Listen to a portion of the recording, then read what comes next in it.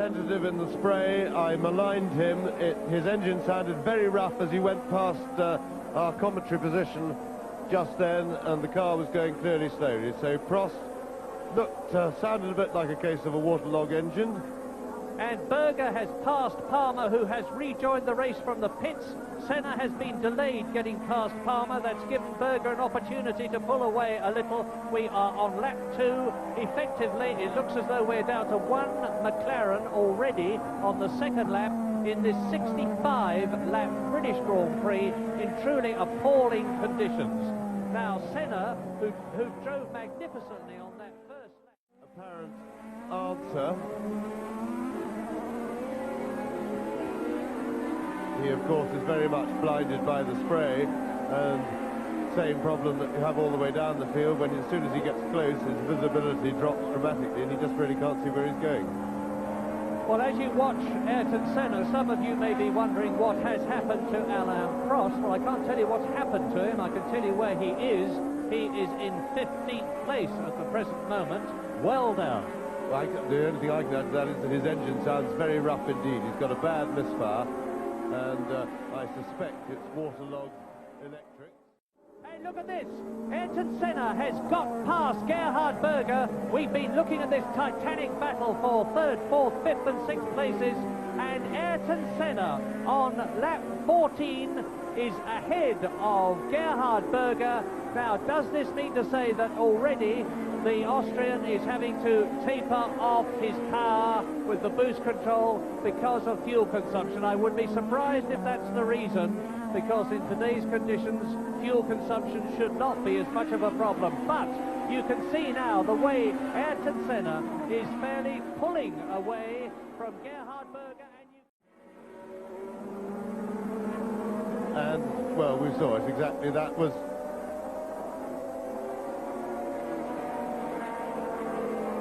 Well, it's Senna lapping Prost with Berger right behind him, because Senna was already in front. Senna was already in front of Berger. So that wasn't the overtaking manoeuvre. That was just lapping Prost. Well, the news from that indication is definitely that poor Alain Prost is very much in trouble and probably effectively out of the race, because he has now been lapped.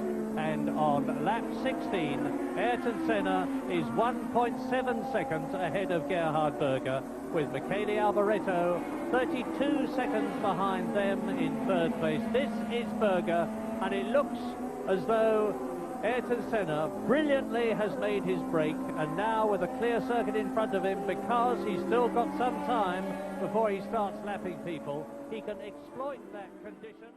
Chance was able to hold on the power with a little gap he had behind Berger and sail through, and then he used teammate Alain Prost, who's being lapped because he's in engine trouble, used Prost to just help confirm his lead. And it's all action behind them, because the status quo has been replaced, and it's Senna now leading Berger. Alboreto, Nannini is still 4th, Mansell is now 5th, Gugelmin is down to 6th position, and Capelli is in 7th place. So there is Ayrton Senna leading. There is Gerhard Berger in 2nd position. We are on now lap 19 out of 65. Look at the enormous gap as Stefano Modena comes towards us. That is Alex Caffey. There is Alain Prost well down the field. In fact, Alain Prost at the moment is in 16th. Now Piquet is right with him. We know that Senna is concerned about his tyre wear. He's got a very considerable lead now of 54 seconds over Gerhard Berger, but Berger in the Ferrari has only 4 seconds ahead of Mansell. Nigel Mansell is almost within sight of Gerhard Berger, just 4 seconds, and we are on lap 49. So, no camera cars, and for that matter, we've had problems with our planned helicopter coverage because the cloud cover is so low, but it hasn't detracted from the quality of a superb race, which is now on lap 56 with the magnificent Ayrton Senna. in the very low line MP4 oblique 4 McLaren, designed by Steve Nichols and his colleagues at McLaren International in Woking. And that is the slippery Adrian Newey design 3.5 litre Judd powered Gerhard Berger in 6th position to lap the man who led him and who he caught and passed, and has now fallen right back because of fuel consumption problems with the Ferrari. Nelson Piquet, in fact, is up into 5th position. So extreme is Berger's plight, because Nelson Piquet now has got ahead of Berger, and the race order in the closing stages of the British Grand Prix round 8 of the World Championship is Senna leading Mansell, with Nannini 3rd in the Benetton, so it's McLaren, Williams, Benetton, a 4th make in the 4th position, Gugelmin, then yet another one, make, the 5th make, Lotus of Nelson Piquet is in 5th position, and the 6th make in the 6 top places, Gerhard Berger's Ferrari. Lapped in 7th place is Derek Warwick, who could still finish in the points if any of the 6 men ahead of him have trouble. Eddie Cheever, his teammate, is saved by the Brazilian Ayrton Senna, who won in San Marino, who won in Canada, who won in Detroit, who was 2nd in Mexico and 2nd in France, who had to retire, or rather was excluded from the Brazilian Grand Prix through no fault of his own, who retired through his own fault from Monaco, but in his first season as a McLaren driver has demonstrated that with his teammate Alain Prost, and as shown by their positions in the Drivers' World Championship 1st and 2nd, he is very definitely almost in a class of his own with Prost. It's on lap 63 now, and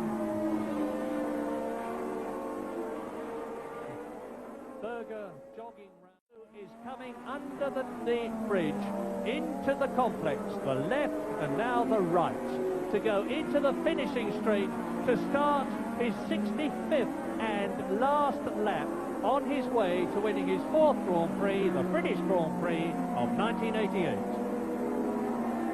Yes, well, he had to work hard for it in the early stages, but from about 1/3 distance onwards, it was back to the McLaren demonstration for Ayrton Senna. He had a big challenge from Berger. Berger got away first, led for a long time, but maybe at the expense of using too much fuel. And the feature of the race, though, certainly was the marvellous drive from Nigel Mansell, and what pleasure it must have given him. He's had a really rotten season so far, but the car has run well today. The wet weather was a help to him because it was a leveller against the turbo engines, and Nigel fought and battled his way through to 2nd. He drove intelligently, looked after his tyres in conditions where that was very important. Yeah, but look at this behind him. Senna is going to come through and win, but now Derek Warwick is harrying, and this is going to be the last lap, I remind you, because he's harrying Gerhard Berger, who is in 6th position. Derek Warwick is going to go through and take 6th position in the closing stages of the last lap from Gerhard Berger. No, he's not. Berger is still in front of him, and behind Warwick is Cheever. As Senna comes through, and there's Patrese going for it. Patrese is going to take Cheever on the inside. No, the positions remain the same as Ayrton Senna exits Woodcote for the 65th time to win the British Grand Prix, and Derek Warwick is 6th, and Cheever is 7th, and Patrese is 8th, and down goes Berger. And Berger was out of fuel. That was why Berger slowed down, I think. Magnificent 2nd place for Nigel Mansell, who in the end was only 27 seconds behind Senna. Then it's Nannini, Gugelmin, Piquet and Berger with Warwick.